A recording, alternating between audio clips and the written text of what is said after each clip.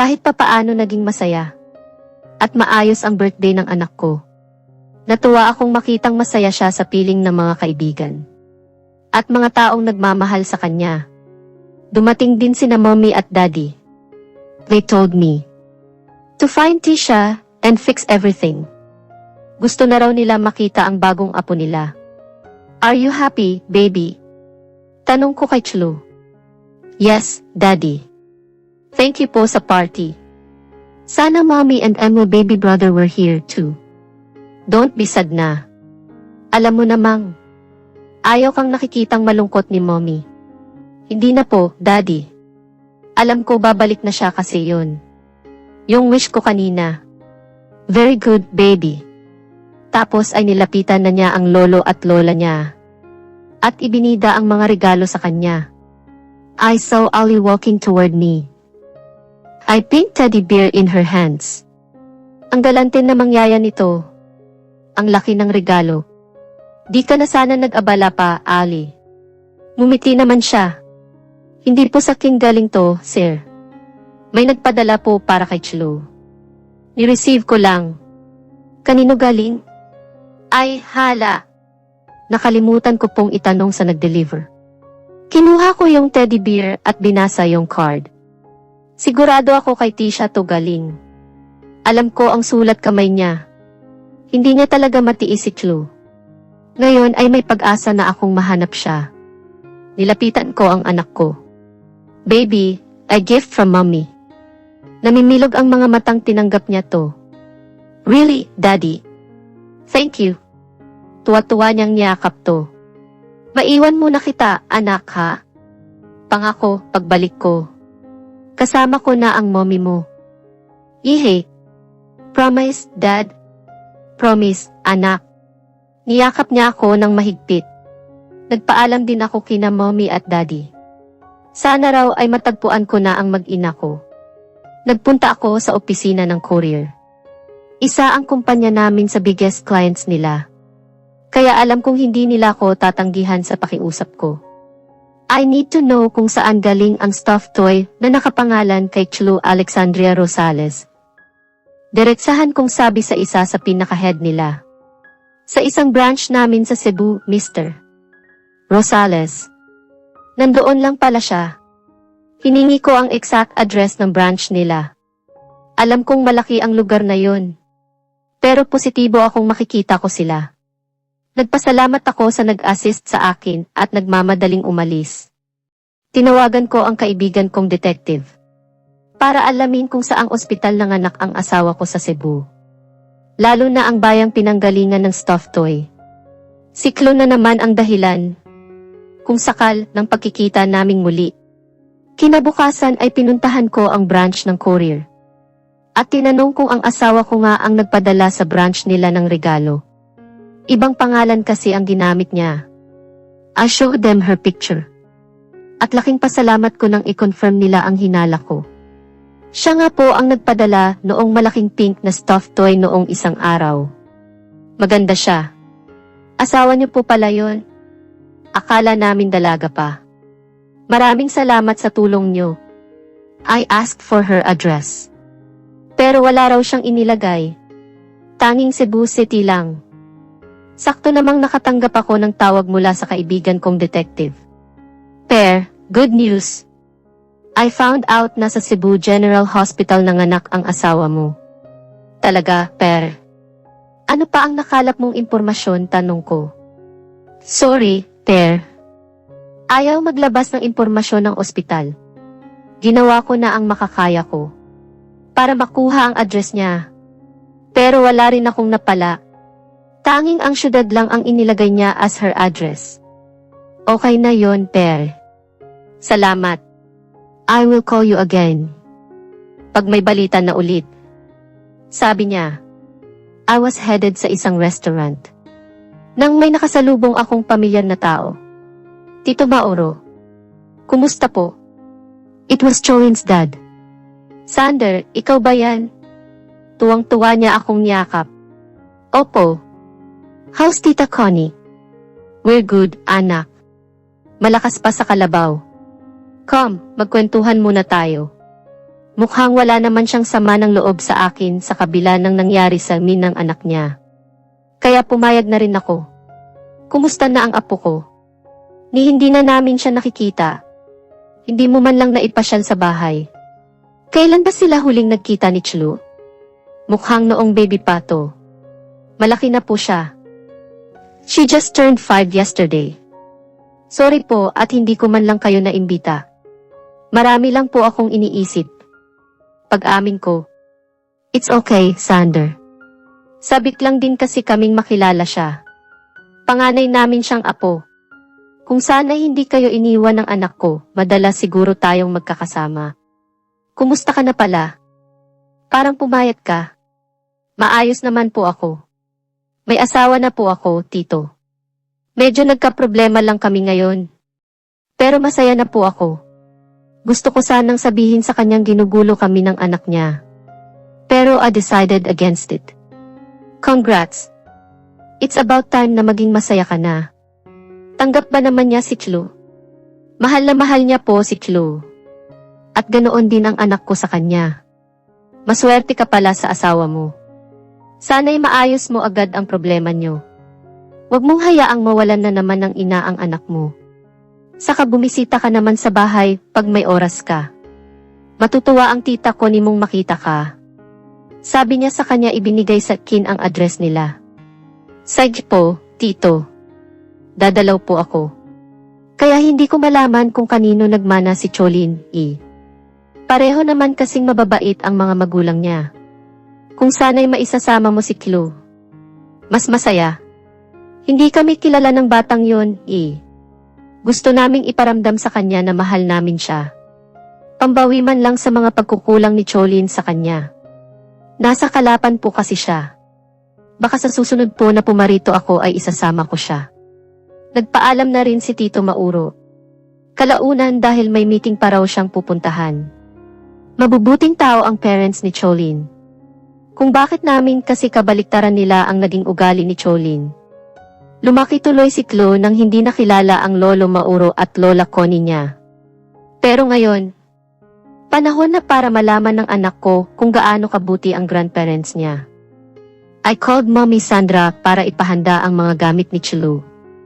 At pasamahan siya kay Ali. Para ma-meet na niya ang grandparents niya dito sa Cebu. Dumating na sina Chlu at Ali. Pinagpahinga ko na muna sila sa rest house. Habang ipinagpatuloy ko ang paghahanap sa asawa ko. Malakas ang pakiramdam ko na magkikita na rin kami. Ipinakita ko sa mga pinagtanungan ko ang litrato ni Tisha. Pero wala raw silang nakikitang kamukha niya. Kaya I decided na umuwi na muna. Naabutan ko ang anak kong nakipaglalaro sa mga anak ni Ate Monet. Hi, Daddy. Sinalubong niya ako ng halik. Hindi ka ba napagod sa biyahe, anak? I'm fine, Daddy. Nakapag-rest na po ako. Kailan po tayo pupunta kina Lolo at Lola? Bukas, anak. Makikilala mo na ang Lolo Mauro at Lola Connie mo. Daddy, are they nice? Baka they are like Mama Cholin. Mababait sila, anak. Huwag kang mag-alala. They love you kasi apo ka nila. Sana nga, Daddy. I want to get to know them, too. Napasarap ang kwentuhan namin ni na Kuya Haide at Ate Monet. Kaya hindi ko napansin na maggagabi na pala. Kumain na kami ng hapunan at nagpahinga pagkatapos. Nasa kwarto na ako nang tawagan ako ng kaibigan kong detective. Hindi pa rin daw nila malocate ang asawa ko. The next day, bumiyahe kami papunta sa bahay ni na Tita Connie at Tito Mauro. Medyo malayo-layo rin ang bahay bakasyonan nila. Pero after an hour ay nakarating rin kami sa kanila. Daddy, is this Lolo and Lola's house? Ang ganda po. Sabi ni Chlu. Oo, anak. Nag-doorbell na kami. At pinagbuksan agad kami ng katulong nila. Sinalubong din kami ni Tito Mauro. Sander, iho. Tuloy kayo. Si Chlu na ba yan? Ang laki na niya at ang gandang bata. Siya nga po. Chlu. Siya ang Lolo Mauro mo. Medyo nahihiya. Pero lumapit naman siya sa lolo niya at nagmano. Lumuhod si Tito Mauro at niyakap si Chlu. Ang laki-laki mo na, apo. Sorry at hindi ka man lang nadadalaw ni na lolo at lola. Hinalikan siya ni Tito. At gumanti naman ng yakap si Chlu. I'm happy to see you, lolo. Ang bait mo namang bata. Sandalit bababa na rin ang lola Connie mo. Saktot pababa na nga ng hagdan si Tita Connie. Sander, masaya ako't dumalaw kayo. Bati niya sa akin. Tapos napatingin siya kay Chlu. Hello po. Lola. Ako po si Chlu. Bibong bati ng anak ko. Namilog ang mga mata ni Tita Connie. Sabay takip ng bibig. Chlu. Ang laki mo na. Payakap nga si Lola. Maluha-luhang sabi ni Tita. Masayang niyakap ni Chlu ang lola niya. We're both pretty, Lola. Nagkwentuhan kami pagkatapos. Ang daldal nga ni Chlu, maraming baong kwento. Ang dami rin inihandang merienda ni Tita Connie. Para sa amin na ikinatuwa naman ni Ali. Masaya kaming nagkukwentuhan ng Waa! Waa! Iyak yun ng baby, ah. Tapos sumulpot ang katulong na kaninang nagbukas sa amin ng gate. Karga niya ang isang baby. Ma'am, ayaw po tumahan ni Ian. Baka po, hinahanap na ang mommy niya. Nag-aalalang sabi ng yaya. Akin na. Bakit Ian, apo? Nandito naman si Lola. Tahan ka na. Kinuha to ni tita at sinayo sayaw.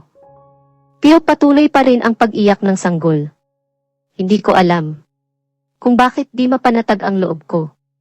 Daddy, why's the baby crying? Tanong ng anak ko. I don't know, anak. Maghugas nga muna kayo ng kamay ni Ali. Ang dungis mo na, Tita, subukan ko pong patahanin. Ibinigay naman sa akin ni tita ang bata. Sish! Don't sirawa na, baby. Sinayaw-sayaw ko rin siya. At himala, tumahan. Aba, mukhang gusto ka ni Ian, ah? Teka, maiwan ko muna yan sa'yo. At sasamahan ko si Chlu sa magiging kwarto niya nang makapagpalit na rin siya. Nandyan si Yaya Suzy. Pagpagod ka nang buhatin si Ian. Naiwan kami ng baby. Habang umakyat sandali ang yaya niya. Para magtimpla ng gatas. Pinagmasdan ko ang mukha niya. At hindi ko alam pero nakaramdam ako ng kasiyahan. Hello, baby Ian. Parang ngumiti ang sanggol. Marahil kasing laki niya na ang baby namin. Kaninong anak kaya to? Maya-maya pa ay nakatulog na siya. Ang cute naman niya. Parang may kamukha siya. Di ko lang maalala kung sino. Kukunin na sana siya ng yaya niya. Pero tumanggi ako. Saan ba ang room niya? Ako na lang ang magdadala sa kanya. Sumunod ako sa yaya. Habang mahimbing pa ring natutulog ang anghel. Dito po, sir. Pumasok kami. At nagulat ako sa nakita ko. Bakit dalawa ang crib na nandito? Tanong ko. May kakambal po kasi si baby yan. Wala lang dito ngayon kasi nagpunta sila ng mommy niya sa doktor. Medyo may sinat, Pero baka po pabalik na rin yun. Kambal? Ang galing naman. Dahan-dahan kong ibinabasilan sa crib niya. Ang gaan ng loob ko sa bata. O dahil lang ba nangulila ko sa anak ko kay Tisha? Parang ayoko nang umalis sa tabi ng baby, Pero nakahihiya naman kaya tumayo na rin ako. Palabas na sana ako ng kwarto ng Waa! Waa! Sige, sir. Ako na po ang bahala. Magpahinga na po kayo. Alam kong pagod kayo sa biyahe. Sige, salamat. At lumabas na ako. Naabutan kong sinusuklayan ni Tita Connie ang anak ko pagpasok ko sa guest room. Pinagod ka ba ni Ian? Tanong ni Tita Connie. Hindi naman po, tita. Gising na nga po ulit siya, Umiiyak na naman. Hinahanap siguro ang mommy niya. Dinala kasi nito ang kakambal niya sa doktor. Medyo mainit kasi si baby siya kanina. Ganoon po ba? Nakatutuwa naman. Babae at lalaki agad ang babis niya. Oo nga, iho. Mahal na mahal sila ng ina nila. Sayang lang at hindi pa sila nakikita ng ama nila. May iba na kasi itong pamilya. Kawawa naman pala ang kambal. Maswerte nga, Napakabait kasi ng ina nila. Halika, sasamahan na kita sa magiging kwarto mo. Nakatulog na naman itong anak mo. Napagod siguro. Lumabas na kami at naiwan si Chloe with Ali. Nandyan na sa loob ang mga gamit mo. Aalis lang ako sandali, iho. Mag-grocery ako. At ipagluluto kayo ng masarap na hapunan. Ame. Tita, kanino pong anak ang kambal? Ang alam ko kasi nag-iisang anak lang si Cholin. Sa isa ko pang anak, Sander. Mga apo ko sila kay Maureen na matagal na nawalay sa amin.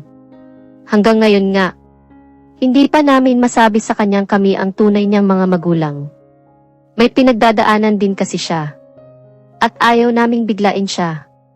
May kapatid pala si Cholin. Ni hindi niya man lang nabanggit sa akin dati.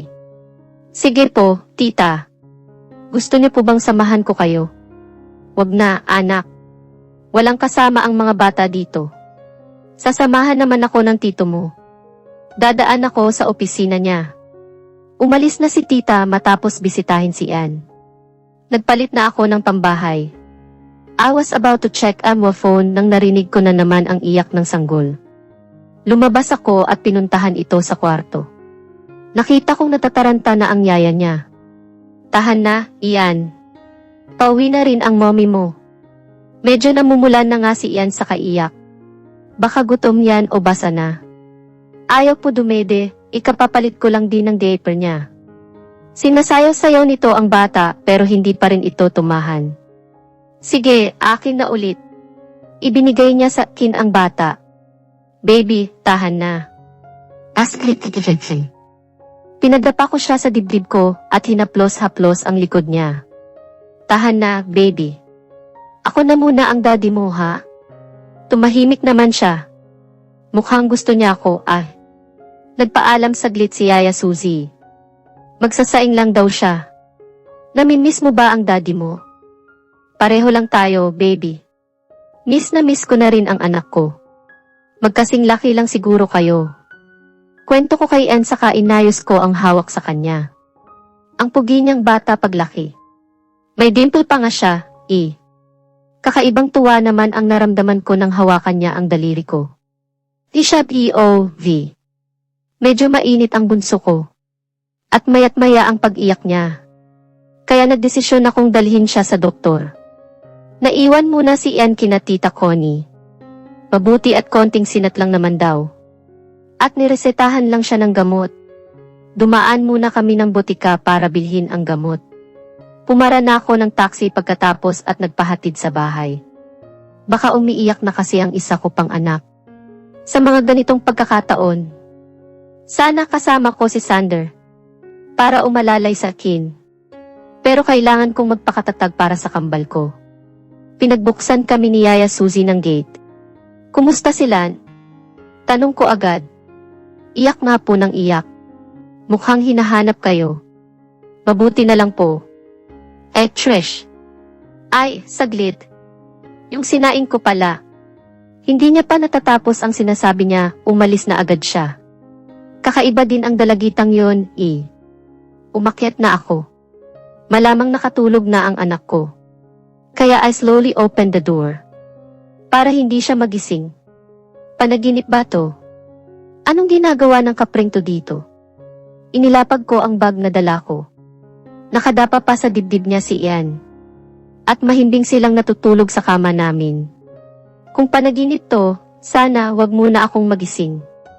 Ang cute nilang dalawa tingnan, Waa-a-a. Waa-a-a. Biglang iyak ni Isha. Hala! Nainggit yata sa kapatid niya. Sish, anak. Baka magising sila. Waa! Waa! Mas nilakasan niya pa talaga. Then I saw Sander move. Sish, Don't see her baby. Sabi nito sabay haplos kay Ian. Pero napakunot ang noo nito. Nang napansing tulog naman ang bata sa dibdib niya. Tila tumigil ang pag-ikot ng mundo nang napatingin siya sa mini Isha. Tisha. Halos lumuwa ang mga mata nito pagkakita sa akin. Teka, bakit ganyan ang reaksyon niya? Kahit gulat, marahan niya pa ring inihiga si Ian sa kama. Honey. Paanong? Anong? Nandito ka? Halos hindi niya alam ang sasabihin niya. As I saw tears in his eyes. Ibig sabihin si Baby Ian at dagdag niya habang palapit sa amin. Baby Isha. Oo, anak mo sila. Kinuha niya si Isha sa akin. Hello, baby. Ako ang daddy niyo. Tuluyan ang bumagsak ang mga luha niya. Maging ako ay napaiyak na rin. Kaya pala, unang kita ko pa lang sa kapatid mo. Kanina parang may kung ano na akong naramdaman. Anak ko pala kayo. Baby, kilala mo ba si daddy? Mahal na mahal ko kayo ng mommy niyo. Napasinghap ako sa sinabi niya. Mahal niya ako. Pero paano na si Cholin? I'm sorry, baby. Wala man lang si daddy noong isinilang kayo. I couldn't find you and mommy kahit anong pilit kong hanapin kayo. Inilapag na niya pagkatapos si Isha sa crib nito. Kinabahan na ako nang lumingon sa akin si Sander. At nagulat ako nang bigla niya akong niyakap. I miss you, hon. So much.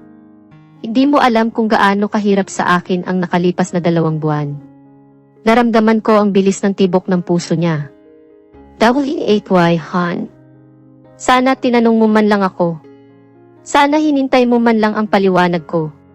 Sinubukan kong kumawala sa yakap niya. Pero lalo niya lang tong hinigpitan. You know very well that Cholin wanted to break us up. Planado niya ang lahat. Impaktang babaeng yun. Bumiti na siya. Gusto ko pa sana, Traidor talaga ang puso ko. Pero galit pa rin ako dahil niloko nila ako. Honey. He held Emma's face and quickly claimed Emma's lips.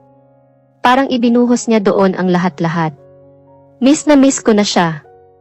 I savored the moment. Okay na sana pero naalala ko. May ibang labi nang lumapat sa mga labi niya. So, I put Emma's hands on his chest. At itinulak siya palayo. Galit ka pa rin ba? Hindi ko ginusto ang nangyari, hon. Kagagawan yon lahat ni Cholin. Gustong gusto ko siyang paniwalaan. Pero nasaktan na ako. Mommy. Sigaw ni Chloe. At sa kaniyakap ako. Baby. Nakita ka na ni Daddy. I've missed you, Mommy. I've missed you too, baby. Iyak na naman siya ng iyak. Please don't leave us again, Mommy. Sorry, baby. Marami lang nangyari. Sorry at nadamay ka sa lahat ng to. Please, Mommy. Don't leave me again. Please, Oo, anak. Lagi na tayong magkikita, promise. Oo nga pala, halika. May ipakikilala si Mommy sa iyo. Binuhat ko siya. At saka lumapit kami sa cribs ng mga kapatid niya. Ate, meet Baby Isha and Baby Ian. Your siblings. Namilog ang mga mata niya. 2. Galing sila sa tummy mo. Manghang-mangha siya. Oo, anak. Kambal sila. Really, Mommy? Ihe. 2 na agad ang kalaro ko. W8Y Isha and Ian, Mommy. Alexa Isabel at Troy Adrian, anak. Matagal ko rin pinag-isipan ang mga pangalan ng kambal ko. Wah! Ang ganda po ng names nila, Mommy. Sish, anak. Baka magising sila. Saway ng kapre sa kanya. Hindi ko man siya pinapansin. Nakita ko pa ring masaya siya na magkakasama na kami. Daddy talaga. At pinagtawanan niya ang tatay niya. Natawa na rin ako. Sige, pagtawanan niyo lang ako.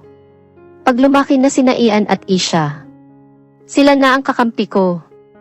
Nakapaut na sabi nito. Tapos binuhat niya si Ian. Bilisan mo lumaki ha? Para maglalaro tayo ng basketball. Biglang sumulpot si Ali. Nanganak ka na pala. Kanina ko lang din nalaman noong nag-usap kami ni Tita Connie. Teka, kilala mo si Tita Connie? Tanong ni Sander. Nakilala namin siya dati doon sa rest house niyo. May bahay bakasyonan din sila doon sa lugar na yon. Paliwanag ko sa kanya. Kaya ba dito ka nakitira? Sa kanila ka lumapit dahil akala mo niloko kita. Ayan na naman siya. Sa harap pa talaga ng mga anak namin niya itinanong yun. Please, Dad, Mom, don't fight. Baka umalis na naman po si Mommy. Paiyak na naman si Chlo. Anak, nag-uusap lang kami ng daddy mo. Pinabantayan ko muna ang kambal kay Ali at niyaya si Chlo lumabas. Sakto naman ang pagdating ni Tita Connie. Aba, apo, mukhang nagkakilala na kayo ng tita Tisha mo ah. No, Lola, she's Mommy. Malutong na sagot nito. Napakunot ang noo ni tita. Ah, tita. Hindi ko po alam kung paano nila ako nahanap. Pero sila po ang matagal ko nang ikinukwento sa inyo. Sina Chlo at Sander po. Tila lalong naguluhan si tita. Kaya pinasamahan niya muna si Chloe kay Yaya Suzy sa garden. Ibig mo bang sabihin, ang asawang sinasabi mo ay si Sander? At ang batang inalagaan mo? At minahal ay si Chlo? Tanong niya pagkatapos. Opo. Bakit po, tita? Bakit parang issue kay tita ang tungkol sa Min? At bakit na nandito sina Sander? Magkakakilala ba sila? Bakit Lola ang tawag sa kanya ni Chlo?